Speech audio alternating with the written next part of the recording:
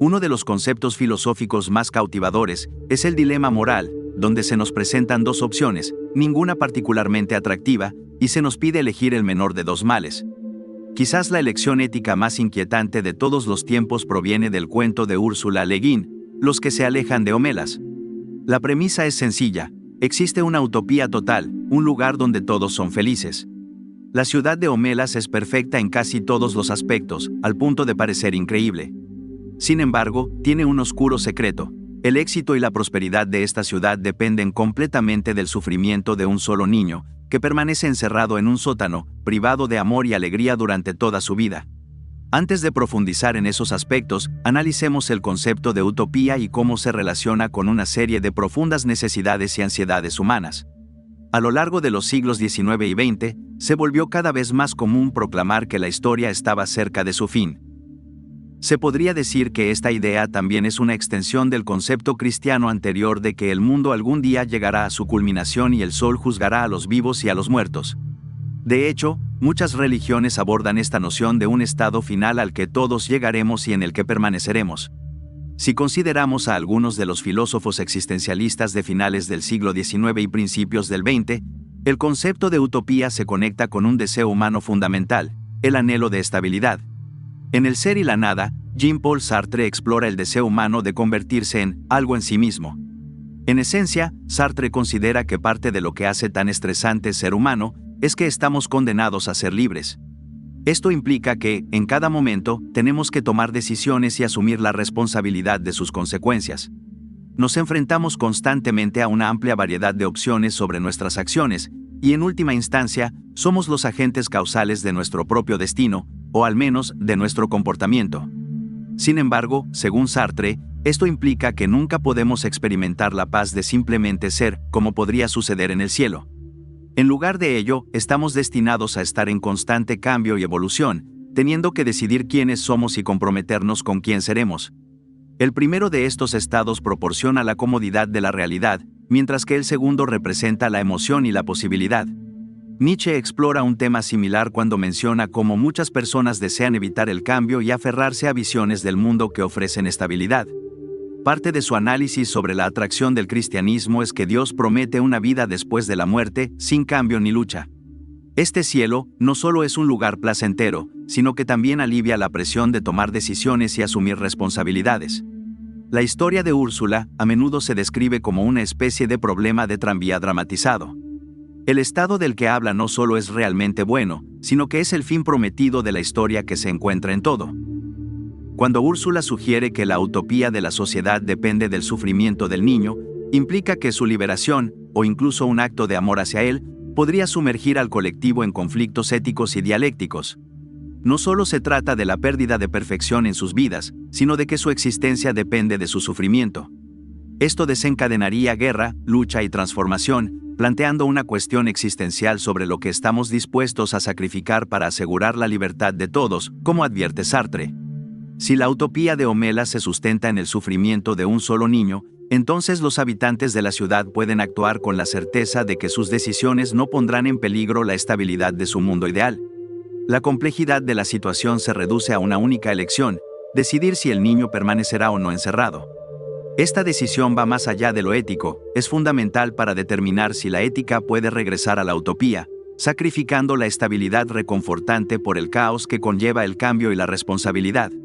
Sartre podría acusar a los individuos de mala fe al negar su libertad para sobrellevar la presión de ser humano. Las inquietudes de Jerry Fodor sobre la búsqueda de la utopía son relevantes, ya que advierte que intentar crear una utopía materialista sin un marco moral o divino es arriesgado. Si la utopía se convierte en el objetivo de todas las decisiones éticas, las acciones para alcanzarla podrían parecer justificadas, incluso si son moralmente cuestionables. Una suposición subyacente en muchas de las discusiones sobre dilemas éticos es que, al menos en teoría, hay una respuesta correcta y una incorrecta.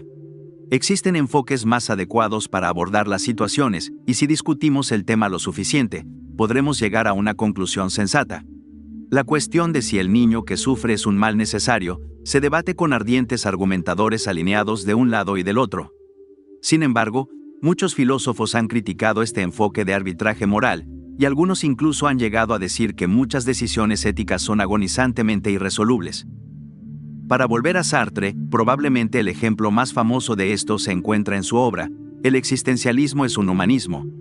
Allí relata una discusión que tuvo con un estudiante que estaba dividido entre unirse a la resistencia francesa durante la ocupación alemana o quedarse para cuidar a su madre sufriente, ya que él era esencialmente la única fuente de alegría en su vida. Hay muchos argumentos que podría dar a favor y en contra de cada elección. Por un lado, si se uniera a la resistencia francesa, estaría contribuyendo a la liberación de su pueblo, seguramente un objetivo noble. Pero, al mismo tiempo, tiene un deber hacia su familia y hacia la madre que lo crió. Como combatiente de la resistencia, su contribución podría ser mínima y con incertidumbres, mientras que en casa puede hacer un bien tangible, aunque sea en menor escala. Por otro lado, realmente puede vivir consigo mismo, sabiendo que se quedó de brazos cruzados mientras su país era invadido. Según Sartre, sería bastante arrogante afirmar que hay una respuesta determinante. Los genuinos dilemas éticos de nuestras vidas no aparecen como experimentos mentales, sino como decisiones impuestas por las circunstancias y el paso del tiempo. Para conectar estas preocupaciones existenciales con la filosofía analítica, la indeterminación de las elecciones morales ha conducido a un creciente escepticismo sobre las respuestas éticas universales y abstractas. Esto sugiere que las decisiones éticas dependen del contexto y de las particularidades de cada individuo. La historia de Úrsula termina discutiendo sobre aquellos que se alejan de la ciudad, ya que estas son las personas que han decidido que no pueden beneficiarse del sufrimiento del niño, que no pueden conciliarlo en su conciencia. Pero curiosamente, el dilema moral en la historia se enmarca como la decisión de quedarse o abandonar la ciudad.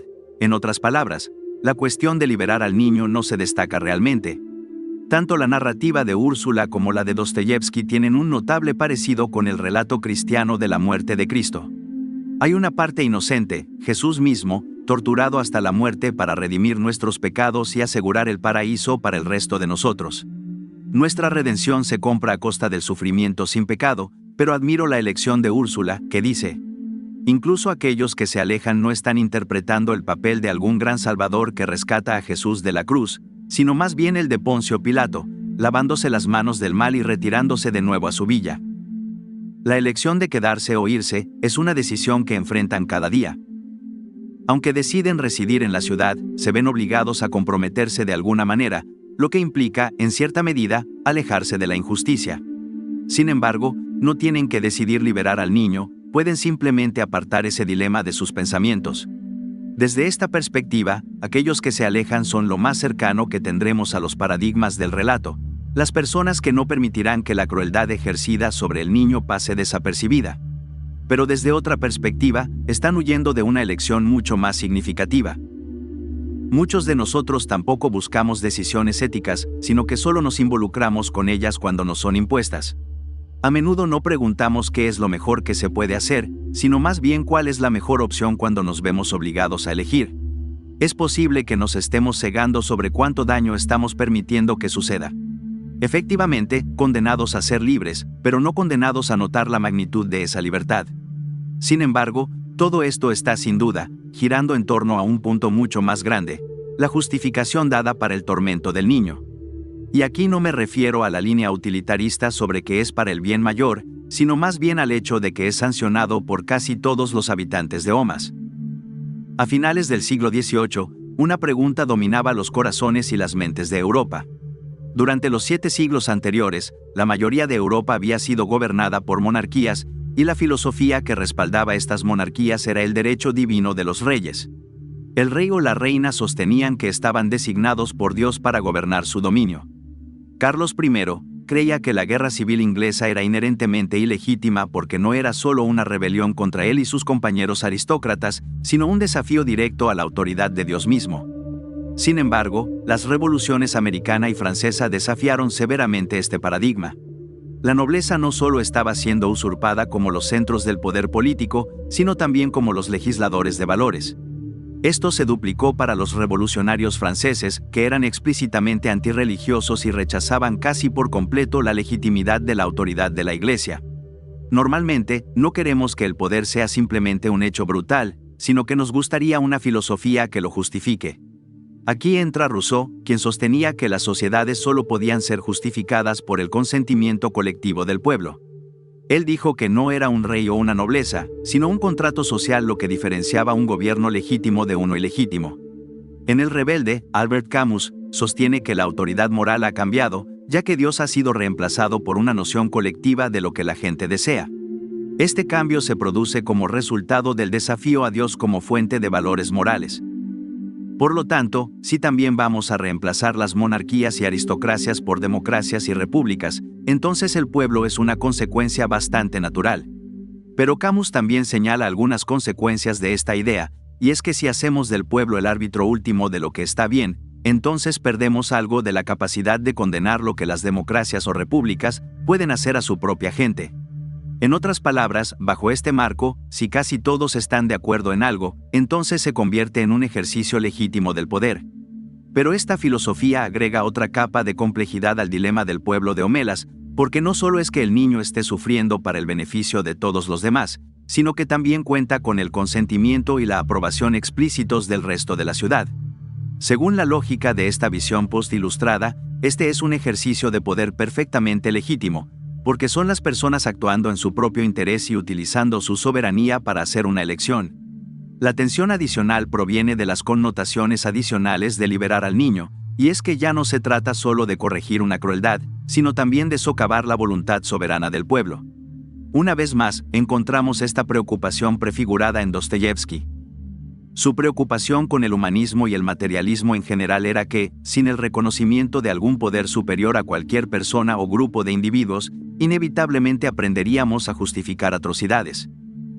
No es necesario que estemos de acuerdo con las opiniones específicas de Dostoyevsky, pero debemos enfrentar la misma cuestión en un mundo sin un legislador moral universal, como lo sería Dios, porque, la pregunta sería, ¿qué criterio utilizaríamos para decirles a otros que están actuando mal? Quien desee liberar al niño encarcelado en Homelas está afirmando que independientemente de cuántas personas se unan a esta causa o a qué autoridad se consulte, la situación es moralmente inaceptable. Si decidimos liberar al niño, la pregunta es la siguiente. Exactamente, ¿bajo qué fundamentos lo hacemos? ¿O es que acaso estamos tomando el camino nietzscheano, aspirando a convertirnos en dioses nosotros mismos como individuos? La razón por la que el experimento mental de Úrsula es tan interesante y explora un poco más a fondo que uno más aislado como el problema del tranvía, es porque abarca todos estos diferentes hilos de nuestras preocupaciones éticas. Nos plantea no solo cuál es la acción correcta a realizar, sino también cuál es la base que da sentido a la expresión, la acción correcta. En una primera lectura, una de las cosas que más me sorprendió sobre la representación de Homelas es que los ciudadanos de la ciudad realmente reconocen al niño que están atormentando como inocente. Cuando van a ver al niño, están impactados y horrorizados, mientras que muchos de ellos atraviesan una crisis moral. La mayor parte del tiempo, cuando sentimos que tenemos que llevar a cabo alguna crueldad, utilizamos algún tipo de razonamiento para asegurar que el destinatario de nuestra brutalidad merece ser castigado. Durante los juicios de brujería en Europa, era común que las personas acusaran a otros de hechicería si tenían disputas de tierras o si se beneficiaban de su eliminación. Los antiguos hebreos solían tomar un chivo, de ahí el término chivo expiatorio, sobre cuya cabeza el sacerdote apoyaba ambas manos mientras confesaba los pecados de los hijos de Israel. Tras haber transferido los pecados del pueblo al chivo, la bestia era conducida al desierto y abandonada. Las teorías más conocidas sobre los chivos expiatorios provienen del filósofo francés René Girard, quien argumenta que los conflictos y tensiones internas son inevitables en las sociedades. Esta acumulación de ira y frustración puede llevar al colapso civilizatorio si no se canaliza adecuadamente. Para evitarlo, un individuo o un pequeño grupo es señalado como la causa de toda la miseria, convirtiéndose en el chivo expiatorio que debe ser excluido o eliminado, ya que es una reacción muy humana la de negarse a buscar en uno mismo la culpa de un error o un delito, y en cambio, atribuirlo a algo externo. Su idea tiene un parecido pasajero con la noción nietzscheana de que tenemos una voluntad profundamente arraigada hacia la crueldad que debe ser liberada de alguna manera, y a menudo se hace con la proposición que para algunos es ilusoria, de que nuestra crueldad también es de alguna manera correcta. En ambos casos, el juicio moral no es la motivación directa para la brutalidad, sino más bien la racionalización posterior a la decisión de ser cruel. A simple vista, el niño en el cuento de Úrsula guarda un parecido bastante fuerte con el chivo expiatorio de Girard. Su sufrimiento se considera esencial para mantener la paz y la prosperidad, mientras que su felicidad se ve como un presagio de la destrucción. Por otro lado, lo que separa al niño de Homelas del chivo expiatorio estándar es que el sacrificio nunca se completa. El sufrimiento del niño se hace sagrado en cierto sentido, ya que todos parecen verlo como un total inocente, un cordero lloroso llevado al sacrificio. Pero mientras que la mayoría de los chivos expiatorios se desvanecerán en la no existencia, el niño, en cambio, permanece vivo, sufriendo, pero vivo. Los ciudadanos de Omas no pueden olvidar lo que han hecho porque están renovando el sacrificio en cada momento. Esto añade otra capa de complejidad a la situación ética, esta vez en línea con nuestra propia culpa. Para volver a citar a Camus, esta vez en La Caída, él dice: escupimos en el ojo de otra persona para que el nuestro no sea escupido primero. El relato de Úrsula nos recuerda que, al avanzar tras nuestras acciones y olvidar lo que hemos hecho, nos engañamos a nosotros mismos. Aunque las consecuencias de decisiones pasadas puedan desvanecerse en la memoria, siguen siendo reales y presentes. Todo el arrepentimiento del mundo no deshará el sufrimiento que hemos causado, y lo mejor que podemos esperar es tratar de ignorar el dolor que hemos infligido alejándonos, orando para que la distancia apacigüe nuestra conciencia culpable. Para conectar esto con la pregunta sobre la legislación moral, mencionada anteriormente, un papel que Dios podría desempeñar es el de limpiar nuestra pizarra y perdonarnos por nuestras transgresiones.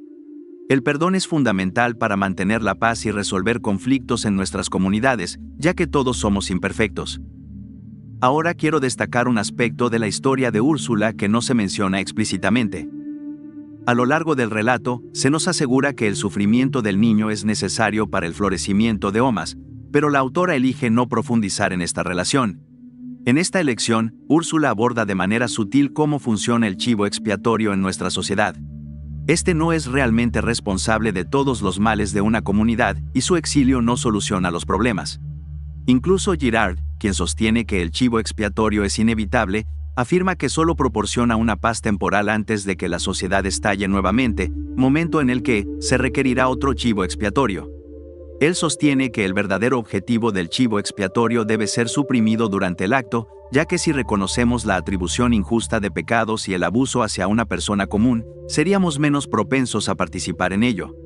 La historia de Úrsula es intrigante porque muestra a una sociedad que, de manera consciente, convierte a alguien en chivo expiatorio, haciéndolo sufrir mientras reconoce su inocencia.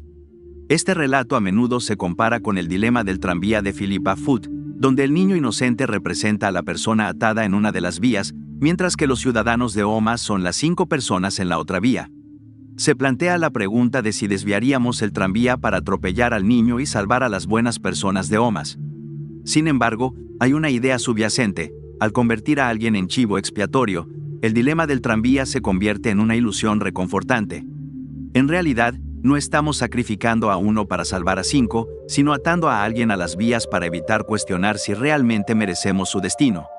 Es parte del genio de la autora lograr presentar un experimento mental, socavarlo y psicoanalizarlo. Y si existe algo que te instaría a hacer, es que lo leas tú mismo.